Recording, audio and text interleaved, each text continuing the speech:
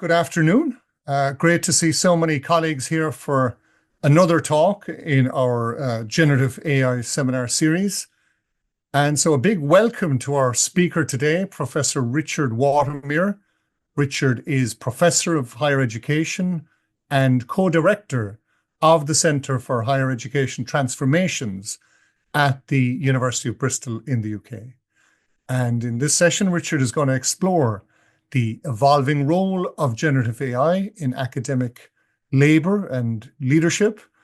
And the talk, as I understand it, ties in with a number of recent articles that Richard and colleagues, including colleagues here in MTU, have published about the use and misuse, more so perhaps, of AI in academia. So I think, again, we're going to go for something like 40 minutes presentation, and then we'll have a bit left over for questions and discussions. So you can post questions using the Q&A area in Zoom, but perhaps wait towards the end to do so. We'll probably put up a message in chat letting you know when to do that. And a new feature we're going to use this time actually is that you can upvote questions in the Q&A area that you'd like answered.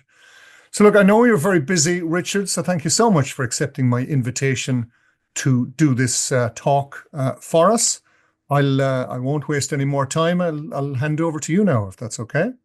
Yeah, fabulous. Thanks, Gaurav. And thank you so much for the invitation. It's lovely to be with you all today, albeit remotely. We're harnessing technology for good purpose on this occasion, so this is definitely not a misuse. Gaurav has already made mention to the collaboration here, and I have to mention, of course, that most of the research that I'm going to be talking to you about couldn't have been possible without the collaborative efforts of Laurie Phipps and Donna Lanklow, who I know will be familiar to many of you, but other good colleagues both at Bristol and internationally. Hannah Shapiro is based in Denmark, and my colleagues at Bristol, Danielle Guizot and Catherine Knight. Today, the hope is that I'm going to share with you some implications of generative AI for academic leader and leadership in the context of then raising some provocations of whether we should fully be embracing this technology or running as far away from it as we possibly can, or maybe there's an in-between. That's my hope. And I should say at this stage that this research came out of a prior project which was looking at the digital transformation of higher education in a global context, and which rather inconveniently was interrupted by the publication of ChatGPT and the sudden arrival of all things generative AI on our scenes in a more everyday and prolific way, which caused me to have an initial conversation with Laurie and said, what do we currently know about the way with which those within our universities are utilizing this technology? And of course, the answer was an overwhelming and cacophonous, we don't know, which stimulated much of this research as an attempt to engage the UK. And my apologies, this is quite UK-centric. It is entirely UK-centric in terms of the data set, but surely we'll have parallels and resonance with what's going on in Ireland and more broadly across the global HE community. But it led us to question and try to ascertain what is the extent of this use. How are people using these technologies? How are they rationalizing the use? And how they might be rationalizing the non-use. But first, as with all things, I think important to place the technology use within the cultural, social, economic, political context of higher education. So I'm going to take an explicitly political economy approach to understanding how the insertion of this technology occurs with reference to the current status of higher ed in the UK. And I'm sure there will be lots of commonality with perhaps what you're experiencing in Ireland. So, yeah, here we go. Here's a bit of a snapshot of the landscape of academia, and sadly, as it's been for the last while. So we can see here, as this quote illustrates, and this is taken from a previous study of understanding why academics in the UK setting are actually, in many respects, in their droves, leaving what is seen to be something of a broken model. And as is stated here, an intrinsically corrupt, poorly led business model driven by pseudometrics. We've got mediocrity, We've got attacks or previous attacks from government. I think it's probably fair to say that the current and our new Labour government in the UK is probably perhaps more understood as apathetic than entirely antagonistic towards the HE sector.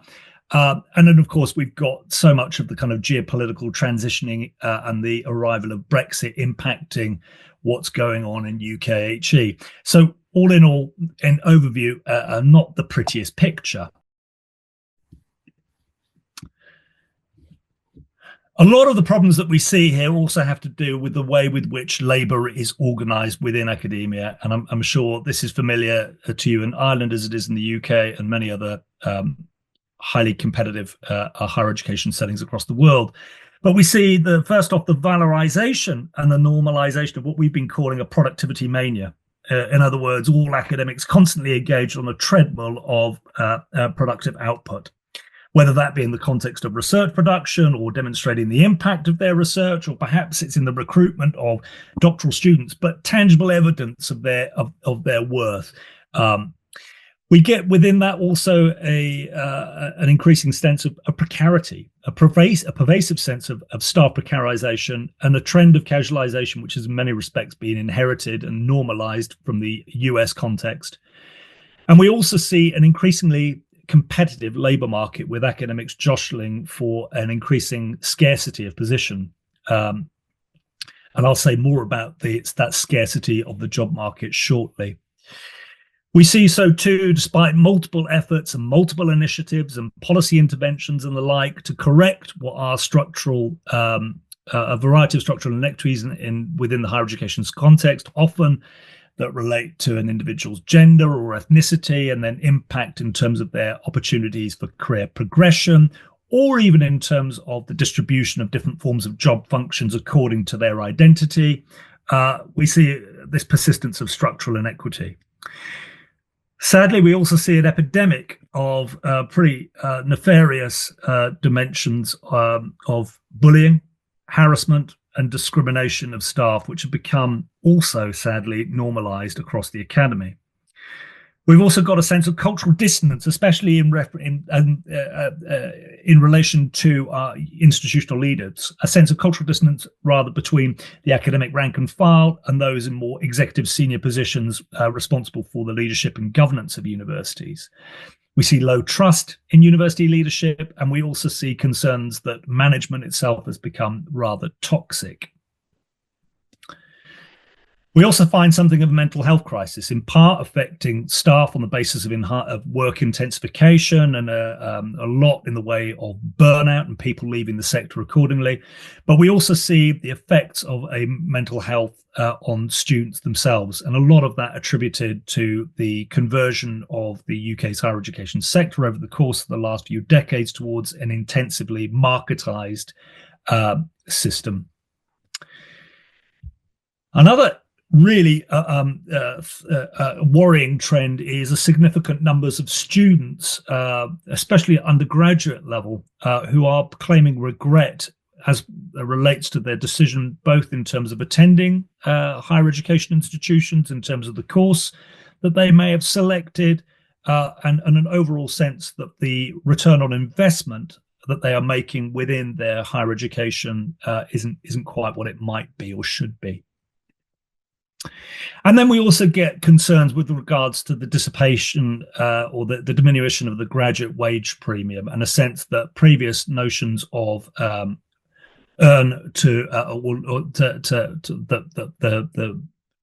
learning provided an advantage in terms of employability is diminished.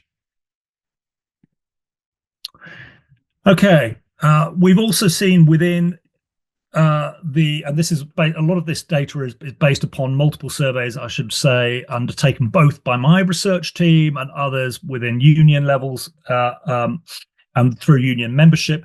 But we see breakdown of trust has been accentuated by the pandemia. By pandemia, we mean the recent experience over the last, my goodness, it's 5 years ago, of the pandemic, and the extent to which the pandemic provoked a turn towards gold command forms of crisis management that are seen in many respects as to persisted within universities and produced and sustained forms of non-consultative governance, where academics are further removed from decision-making processes within their institutions, and thus, again, ramping up the kinds of cultural dissonance and low trust and concerns around toxic management within institutions. We also see the effect, and here's the example of it today, in terms of work reorganization, increasing levels of work nomadism and remote forms of working, an increasing blend of technologies in terms of how we do our work on a daily basis, and that in itself impacting the way in which we communicate, we collaborate, and of course, as I will discuss, the insertion of generative AI technologies and how that in itself is affecting the way with which we do what we do. I've already made mention of the policy environment within which higher education sits, and it's incredibly well publicised at the moment that the existing UK higher education funding model, as in many other kind of neoliberalised and market settings, is in trouble. We've got something of a funding crisis with many of our institutions currently at risk in the potential of market exit and the potential of institutional failure. More on that shortly.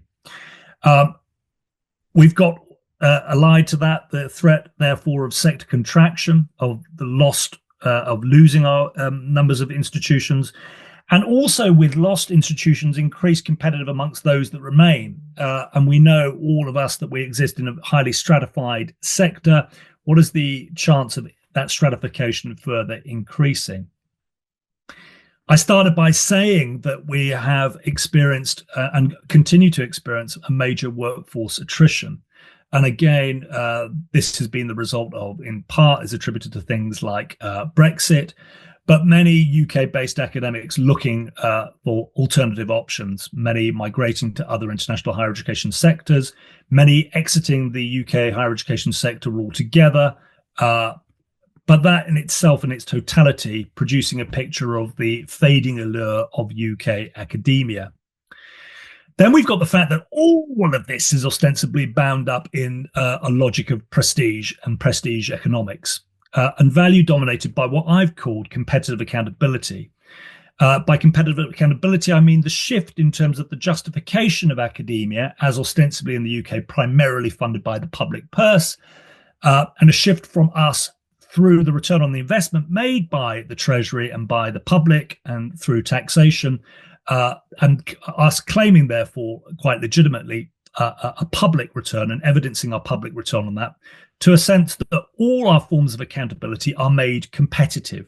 And actually, in public accountability transfers to competitive accountability, where academics pursue different forms of positional goods to provide justification for what they do, and also career progression, longevity, etc., etc. And now I'm getting to the crux of it all. All of this, ostensibly, is wrapped up with the further emergence and the rapid proliferation, indeed what some are referring to as the ubiquitous technologization of higher education, what a phrase, by generative artificial intelligence technologies.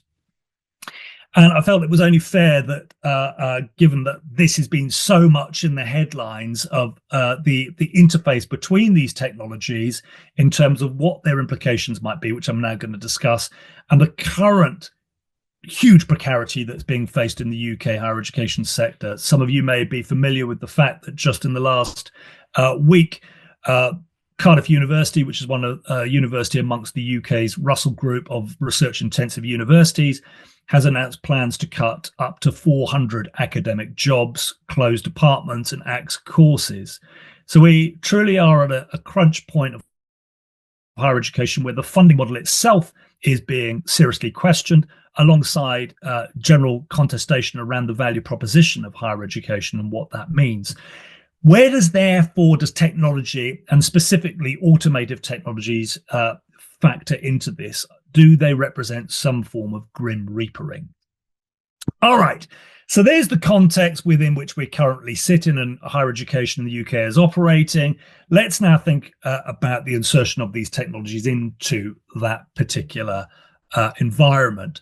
So I started by saying that the research was very much motivated by a sense that we just didn't know, and probably still only in partial ways know, how these tools are being utilized. And I think it's probably fair to say that that is partially the cause of a fair degree of stigmatization, of taboo, but also a high degree of what I will call and refer to within this as AI illiteracy and ambivalence in terms of the legitimate utilization of these technologies. Okay, so quick recap of the work that we did. So this was a research survey that was distributed across UK higher education. It was sent both to professional services staff and non-academics and to academics. I'm only going to talk to the academic data, and there was 284 of those that responded to us. And just in terms of give you some sense of the sample, the representation was mainly from English universities. Of course, the English higher education sector is much, much bigger than what you see in the devolved context of Wales and Scotland and Northern Ireland. Most of the individuals were from pre-1990, which I mean the more established, typically more research intensive or research focused universities, those more typically associated as being within an international elite. Those that responded were predominantly in full-time and open-ended contracts. So in this case, most of our respondents could be characterized as benefiting from non-precarious employment. Most of them were mid and up to senior, so most identified as being associate professors, and many were also full professors. So it was we were hearing from individuals with relatively significant track record of working within the higher education context. Disciplinary representation at the upper levels would tend to be dominated by individuals working within what we might think of as social sciences disciplines. And there was a roughly even split, interestingly, between those that were utilizing generative AI tools and those who were claiming not to be utilizing generative AI tools for work-related purposes. And I'm going to explore the justifications both for and against now. But before I do that, it's worth saying that regardless of whether or not they were or were not utilizing GAI, over 70% acknowledged that generative artificial tools were changing their work methods. So people were identifying the disruptive influence of the technology in terms of how they were undertaking their work, whatever function that might be, whether that be in the context of teaching, in the context of administration, research, whatever. It was a total understanding of how the GAI tools were affecting their various work functions. And more than that, overwhelmingly, 83% talked about how generative AI tools would increase, and they would find themselves increasingly using these GAI tools, even if in the present context they weren't. Worth saying, and it's a bit of a quick caveat, that this data now is about 18 months past, but it's interestingly, with just in terms of litmus tests of kind of current attitudes toward it, we're seeing comparative trends here in terms of those, both understanding the impact of these tools, those anticipating future use of these tools, but also kind of sustained ambivalence in terms of an apprehension, I think it's fair to say, in terms of how these tools can be used. Quick little dive in terms of what the units of our analysis were. Specifically, our interest was in terms of deriving qualitative data, but across a fairly decent sized cohort. And we posed 4 key open-ended questions that essentially asked why people were utilizing the tools, how they felt the tools were changing their work, asking them to explain why they think they might be using the tools more, but also crucially why they might be avoiding utilizing these tools. So for those of us who might be slightly uninitiated in the use of these tools and how they can be purposed for different functions, here's a little bit of an indication of the kinds of ways they're being used. First thing to say, of course, the major rationalization for this is in terms of their ability to accelerate tasks, for their labor-saving dimensions, as being productivity enhancers and allowing academics to do more quickly with less time. We also see, and provided here accounts from a research literature which talks about the impact of these tools in terms of reducing human error. Of course, there are many other arguments that point to the concerns around the inaccuracies of generative AI tools, the hallucinations that they're prone to create, although significant swathes of those appear to be being ironed out with continued advances in terms of the credibility of the efficacy, the technological efficacy of these tools. And we get accounts here in terms of the tools helping to diversify scientific perspectives. We get accounts in terms of how the tools are accelerating information synthesis, expediting academic writing, helping with literature reviews, research summaries, complex coding, the list goes on. Our second paper, it's worth saying, and I'll provide a link to this, we really wanted to, whilst the first paper very much was focused on why people are utilizing this and how it's changing their work, we also wanted to understand why people were avoiding and intentionally avoiding these tools, and the extent to perhaps which they could continue to avoid these tools.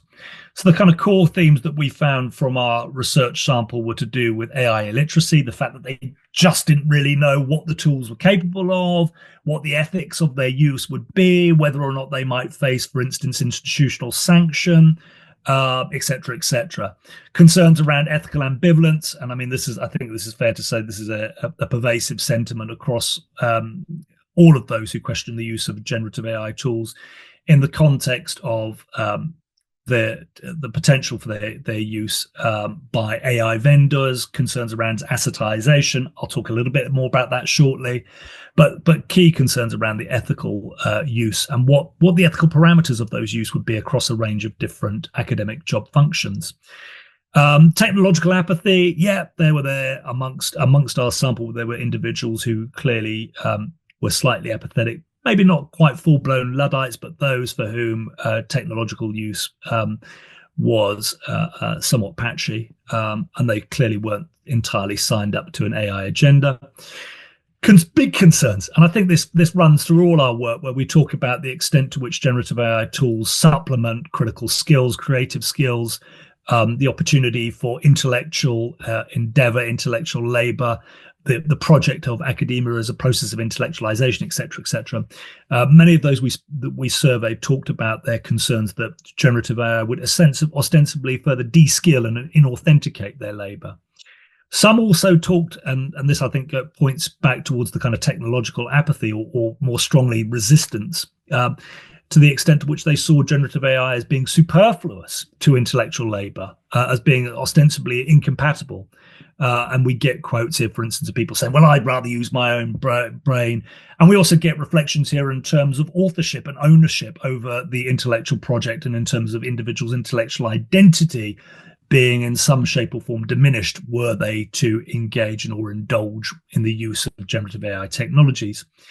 Other concerns here are with regards to dehumanization and the extent to which these tools were stripping away the human dimension and element of undertaking academic tasks, be that teaching, research, et cetera, and as I've already mentioned, concerns around informational inaccuracy. And worth adding to that, of course, concerns with regarding to the biased nature of the data which generative AI tools in scraping from vast data sets, and I'm talking specifically here about LLMs, are prone to. Yet, and this is a big one, this was the extent to which an inability, should we say, to resist the use of AI tools links to their ubiquity and the extent of their being embedded almost invisibly. So and I'm going to quote directly here from our paper, we talk about the power of GenAI tools to influence and control academic work stems not only from their ubiquity, but the inability of the user to switch them off. Can we actually switch them off, given their proliferation across a range of different everyday technological tools? And we see this across a dizzying array of applications through which academics work and in which generative AI is increasingly embedded. So an option for us to deselect generative AI tools in everyday academic use is either absent or is unclear to us in terms of how we do that. Okay, so let's drill down further in terms of thinking about the implications of utilizing these tools for academic labor. So I think in the first instance, this is going to be common to many of you who have thought about the utilization of these tools, is that as a labor saver, as a task accelerator, they provide something in the way of a clearing space. But in providing that clearing space, does it provide an opportunity and enhanced capacity for potentially more meaningful work? So we see, for instance, in this following quote provided by one of our respondents, a sense that the application of these tools was used to do something that might actually already exist as quite meaningful work. So, for instance, myself and two colleagues have been told to do a PG Cert because the head of school wants everyone to have a fellowship thing. It's easier to get the tool to generate some of the reflections and stay in the word limit than spend hours thinking about something that's just a tick on a spreadsheet for the university. And just to contextualize what the PG Cert is, that's ostensibly a professional teaching-based qualification, now increasingly expected across UK universities for those on teaching and research contracts. So here we have individuals talking about the utilization of LLM technology to do essentially pedagogical reflection, critical formative development kind of work. So it's subtracting and is being utilized as a tool of delegation for doing more meaningful work, rather than necessarily clearing a space for more meaningful work. So GenAI tools can be used to divert the production line if we think about the academia as a kind of form of Taylorist production, where it's a constant push towards different forms of outputs, as already described, and clearing space for more meaningful or personally profitable forms of work. So are they actually allowing us to do that?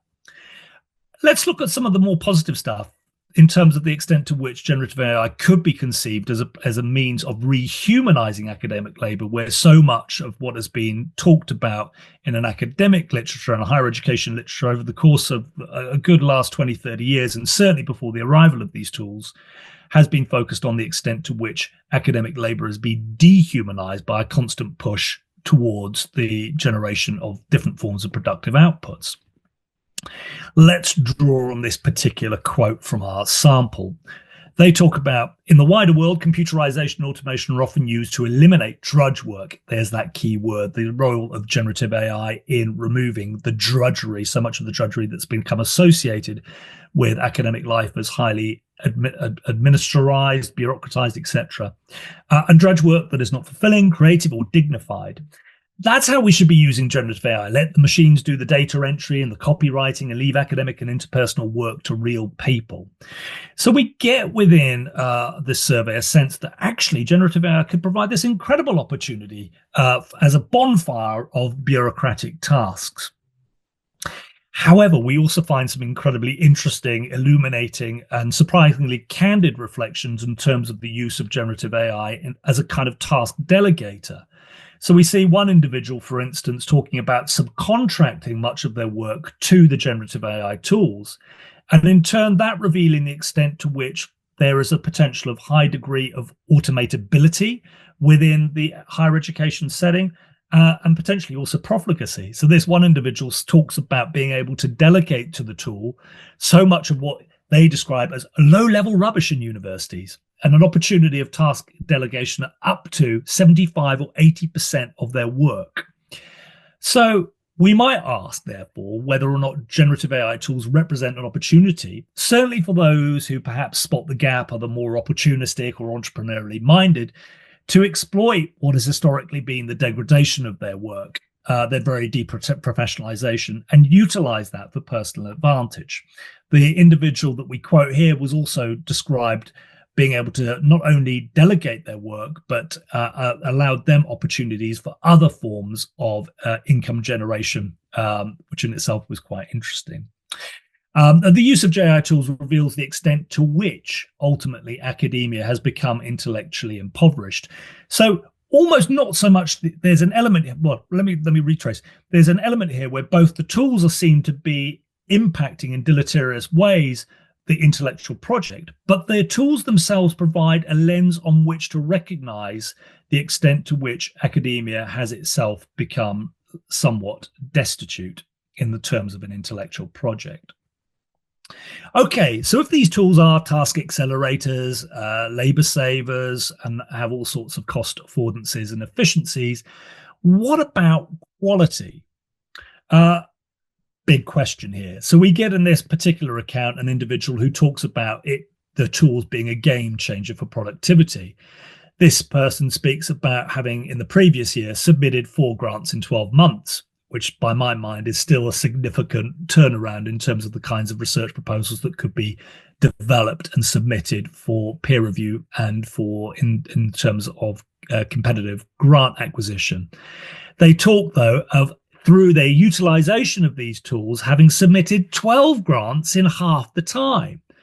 So we see huge amounts in terms of how the technology is scaffolding the productivity of this individual, but real concerns in terms of, well, the quality. Can any individual genuinely develop 12 large grants within a 6-month period that might be construed to have real quality? Or is there potential efficacy in such a claim that the tools are, given what we established right at the beginning in terms of their ability to enhance literature review processes and information synthesis and the like, are they actually providing not only expedition of the work, but improvement? The question remains. From the accounts that we collected here, though, we saw the tools being not so much an opportunity for cyber libertarianism, there's a phrase, but the way in which those tools could be seen to be enabling as an enabling tool for those within the academic sphere, but instead were more so confirming academia as descent into digital Taylorism, that digital production line of what academics do, and so much of the impregnability of the neoliberal status quo that tends to persist in terms of the governance of higher education institutions.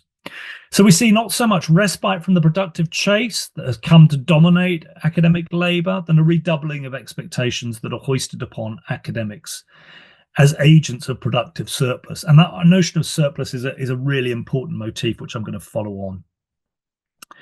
So therefore, for all the claims about the utilization of these tools for various task efficiencies and accelerations, we have concerns raised about the extent to which they actually may contribute to the further exacerbation of work intensification that I spoke about in providing that contextualization of the UK's higher education sector at present. So I quote here from a survey respondent who talks that there is a risk that the generative artificial tools, become essential to help us manage ridiculous workload pressures, and we're simply expected to produce more outputs in ever shorter time. So that sense of the clearing space being provided through the utilization of these technologies being ostensibly filled with more work demands, which of course the tools could be themselves reapplied towards. What does this all mean? So we talked about the extent to which the tools had an opportunity for rehumanizing academic work by taking away so much of the bureaucratic demands that have become commensurate with it. But we also find concerns that this is the tools through an increased dependency on the tools and adoption of the tools, that might itself lead to forms of hyper-individualistic behaviors amongst academics. So we see here concerns that the tools might actually further turn academic labour, and it's already been largely reported as being decimated in terms of its collegial basis and collegial forms of interactions, to quite individualistic and isolatory forms of labour, where the tools themselves substitute other forms of human-to-human interaction, as might be the case involving teams of research teams, or indeed those involved in the development of curriculum and delivery of curriculum. Ultimately, why? Because the tools themselves, through their efficiency, through their accessibility, and through their increasing embedment through a range of different softwares and increasingly institutional infrastructures, that they circumvent the need for academic to academic or human-based collaboration. But does everyone therefore benefit? So for those who might increasingly adopt and lean on the tools for personal advantage, there are those that might not enjoy the same benefits, depending upon the nature of their job function. And that job function not at present time having obvious application for generative AI. So we might, for instance, although interesting to see that there are advances here in the terms of utilizing automated technologies in the forms of chatbots and the like. But we still see in the context of academics pastoral responsibilities, which themselves have significantly intensified in relation especially to what I've already previously identified as a mental health epidemic occurring across UK universities, and those who take on the lion's share of those responsibilities, typically for which there is a gendered and sometimes ethnic bias. So the extent to which the utilization of these tools has intersectional implications for those who utilize them. So this leads us to ask the question, do these tools not only lead to increasing forms of individualistic forms of labor, but also more fragmented, disconnected, and inequitable higher education communities? Not too dissimilar in terms of trope, we get concerns with regards to the exploitation of these tools, not only in the terms of institutions and in terms of employment exploitation, but in terms of their commercial exploitation and in the explicit terms of rentership and assetization. So we see from this quote a concern that that the tools will be seen as a way for economization, as resources in a challenging higher education sector, and that we're going to hand over the power and influence of learning through all stages to the tech bros, the tech vendors, who are pushing the incorporation of these tools into everyday working practices. And those who are generally seen adversely and who tend to be pathologized within the higher education literature, especially a critical ed tech literature that talks about those individuals as lacking the kinds of human values, development, critical thinking, self-reflection, reflexive practice, all the things that would typically seem to be matter to the critically reflexive higher education practitioner. What does this also therefore mean in terms of a further threat to establishing and sustaining claims to the efficacy of academia and the higher education value proposition in terms of its relationship especially to the generation of a high-skilled, highly talented, knowledgeable, and therefore competitive labour market, amongst one things, and also, of course, in the other context of universities as sites of knowledge innovation. Well, I think this maintains pretty broadly as across the UK at the moment. It's still very difficult to establish conversations with individuals about their utilisation of these technologies, simply because there remains a degree to which their use is somewhat taboo and caught up so much within a discourse, as is typically applied in the context of the utilisation of these tools for assessment purposes, but is equally established in the context of academics' own use for purposes of research and teaching, and the extent to which the utilisation of these tools may be either devaluing or inauthenticating their practice. What, therefore, further are the precarizing effects of the more prolific use of these tools to public estimations of academia, where further realities of the way with which these tools are used or misused are emerging? So where does this take us to? Well, it takes us to a bit of a quandary, in so much that we've almost hit a kind of peak saturation. And this is evidenced especially in the UK, where there is such relentless focusing on the production of research outputs, and that as a means for justifying academic value, the prestige value of institutions, and the opportunities to certainly interact and compete within international global ranking systems. But the focus that we seem to be pushing towards is on production, not necessarily progress. So ideas of innovation and innovative development, ideas in terms of pedagogical enhancements and the like, are not necessarily being met in the current application of these tools, or the way with which they're being perceived in the context of a political economy of higher education dominated by prestige, and prestige itself being dominated by the constant chase for productive outputs. We might therefore ask, as I think has been asked quite convincingly over the course of the last few months, as to whether we've actually got bandwidth to accommodate ever more productivity, and whether the digital taylorism, the digital production line of academia, can continue to sustain.